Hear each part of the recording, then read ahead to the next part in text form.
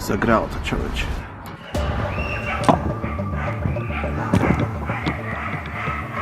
И многу пати дури мораме со такси да одиме, пошто возило своје немаме, за да го избегнеме тоа.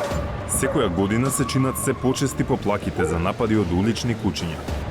Секоја година се чинат се почести нападите врз уличните кучиња.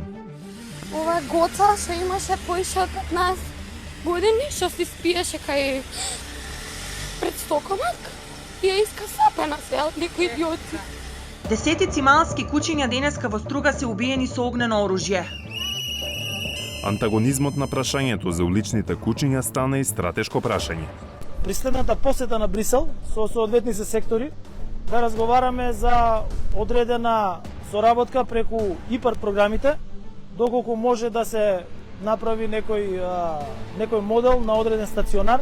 Како нерешавањето на еден локален стана национален проблем. Првиот чекор за безбедно заловување на улично куче е спријателување. Грижа, љубов и малку храна е формулата што ја користат вработените во Струмичка лана, првиот општински стационар надвор од Скопје. Заловувањето е само првиот чекор во процесот на справување со кучињата скитници. По транспортот кучињата се сместуваат во карантин. Во таа фаза се прават анализи што треба да покажат дали кучето е здраво. Ако се утврди, на пример, дека кучето е носител на некоја пренослива болест, тоа се ефтанизира. А доколку се е во ред, стануваат привремени резиденти на стационарот. Заловените кучиња може да останат само одреден период, по кој, доколку не се најде вдомувач, се враќаат на местата од каде што биле заловени. Престојот на кучињата во стационарот е ограничен на максимум 30 дена, но до овој момент имаме вдомено од вкупно 70 кучиња заловени за околу еден месец колку активно работиме. Од 70 заловени кучиња имаме вдомено 12. Одлична бројка за почеток, но мислам дека ќе треба да работиме и повеќе на тоа, затоа што целта ни е да нема кучиња, да не ги враќаме на локацијата каде што се заловени. Тоа што заловувачите работат со полна пареа не значи дека во Струмица нема инциденти со улични кучиња, но велат локалните власти сега се помалку. За проблемот трајно да се реши, според градоначалникот неопходна е промена на менталитетот. Се случуваат да граѓани кои што го чуваат одреден период кучето, може да е расно кучето, после некој период, за жал, овде морам да потенцирам, им здосадува или не сакаат да го чуваат или немаат услови да го чуваат, истото ги пуштаат на улица, но ни се случува и да кучиња од други општини и од околни и од подалечни општини од општина Струмица ни носат со комбиња, со камиони, такви појави имаме. Струмица беше еден од вкупно 14 градови во земјава од каде побаравме податоци колку пари годишно исплаќаат за каснување од кучиња. Во 2022 година очекувано најмногу пари исплатил град Скопје, околу 400.000 евра. Второ е Кичево со исплатени околу 110.000 евра, а близу зад него е Велес со 96.000 евра. Заедно со уште 7 града од кои добивме одговор, само лани биле исплатени околу 720.000 евра на име одштета поради каснување од куче. Во таа бројка не се вклучени Тетово, Гостивар, Струга и Охрид, од каде не добивме податоци, иако побаравме. Доколку пак исплатените суми се поделат со бројот на жители, Кичево избива на прво место. Ова општина лани потрошила по 171 денар по глава на жител за каснување од кучиња. Вторе Велес, кој потрошил 122 денари, а град Скопје е трет со многу пониски 47 денари. Кичево, велат жителите, е преплавено со улични кучиња. Па логично, не се задоволни од пристапот на локалните власти. До сега не гледам нешто да е превземено. Мене лично ме има нападнато. Не се решава проблемот со кучињата, а треба да се реши. Проблем вака, не виден проблем. Не виден проблема. Внучето ми го укаса по доктори вамо тамо. Градоначалникот признава дека општината, но и државата во моментот ја губат битката со проблемот со уличните кучиња.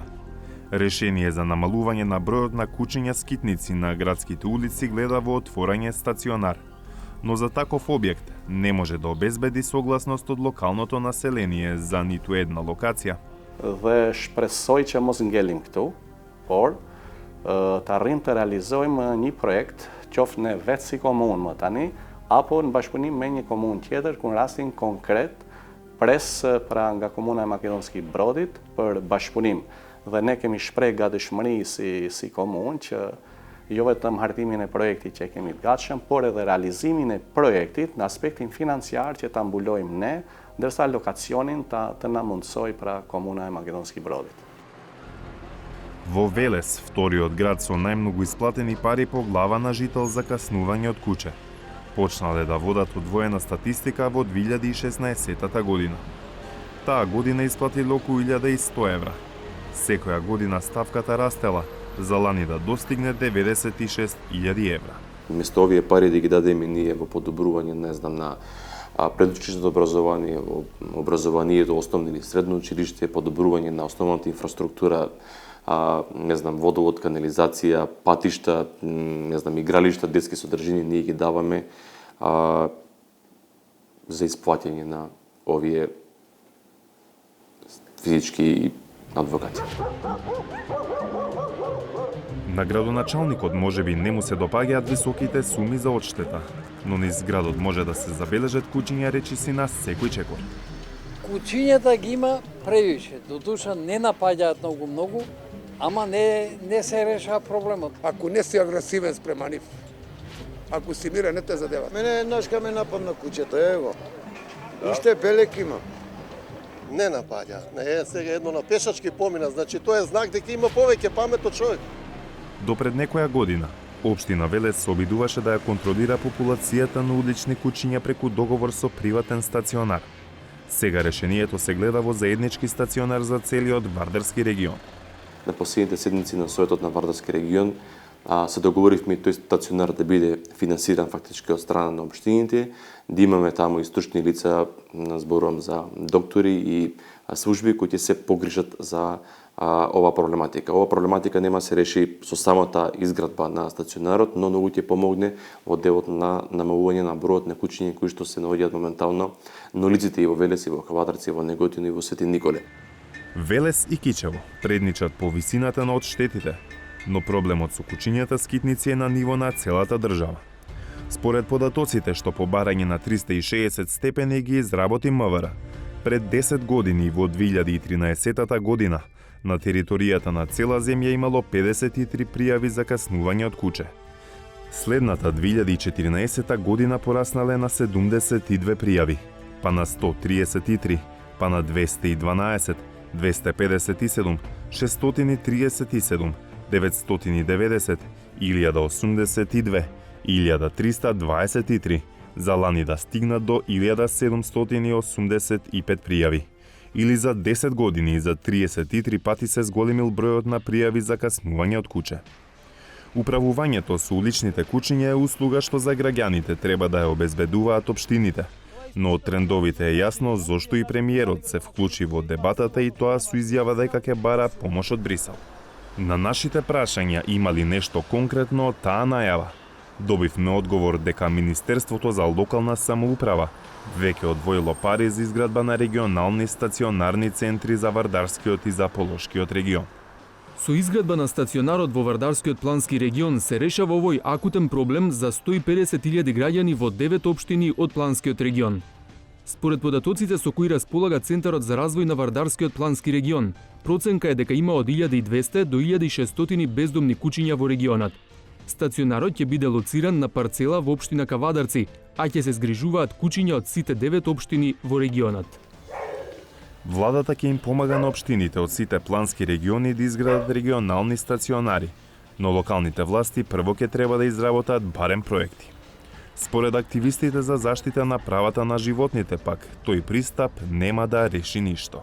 Да се сопре приливот на кучиња Тогаш ние можеме веќе да почнеме да размислуваме за отварање на стационари, за масовна стерилизација на бездомните миленици и да очекуваме дека за година до две со стратегијата Залови, стерилизирај, врати, за година треба да се примети некое подобрување по улиците. Доколку институциите не поработат на причинителот на проблемот, 100 стационари да отвори ЕУ, не знам кој да дојде, нема никакви шанси да се реши комплетно.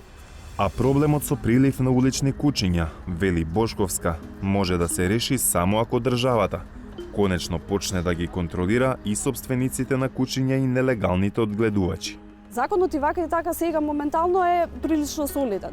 Меѓутоа, имплементацијата негова на терен е, можам да кажам, еднаква со нула. Значи, институциите затајуваат, зашто ако ние нема кој да го контролира неодговорниот собственик, ја тоа го споредувам како МВР да не контролира на улица дали некој вози со возачка или не, така и ова никој не го контролира дали вие вашето куче го имате чипирано, дали се размножува, дали ги продавате и слично. Ако за нешто постои согласност, тоа е дека мора да се преземат брзи и сериозни мерки за да се стават под контрола бездомните кучиња. Тие ќе чинат, но цехот за одштети на некои места веќе е поскап и без да се земе предвид мирот и на луѓето и на животните.